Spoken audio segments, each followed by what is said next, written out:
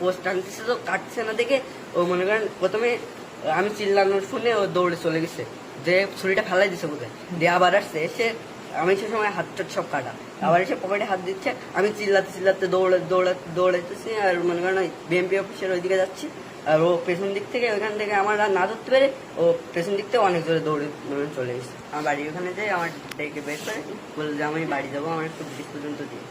আমি ওই ব্রিজের নদীর সাইড দিয়ে ওই সদর স্কুলের সাইড দিয়ে যাচ্ছি হাঁটতে হাঁটতে দুজন, এবার ও পেছনে গিয়ে আমার এই পকেটের ভিতরে হাত দিয়ে ফোনটা বের করতে যাচ্ছে, তারপরে হলো ফোন না বের করতে পেরে পেছন থেকে ছুরি বের করছে, পরে আমার গলায় এবার ধরছে, তারপর আবার ফোন বের করতে এ পকেটে হাত ঢুকছে না আমার, এবার ও গলায় পোস্টে নিয়ে দিচ্ছে, দিয়ে বলতেছে ফোন ছুরি দিয়ে পোস্ট আনছিল না ব্লেড দিয়ে?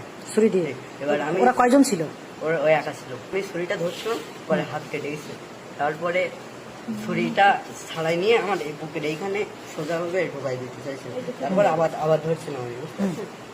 তারপরে মনে করেন আমি জোরে জোরে চিল্লাচ্ছিলাম বাসা করে। আগের থেকে বলতে নলতাই যে সময় আমি আমার এখানে থাকতাম ওই সময় নলতাই মনে করেন ওর সাথে 2-1 দিন পরিচয় আমার। এবার ও নানা বাড়ি, এখানে নানা বাড়ি আসছে, আমার বলছে তুই আমার একটু এগিয়ে যায়, আমি যাচ্ছি ওর দিয়ে আসতে যে ওইখান থেকে আমার মনে করেন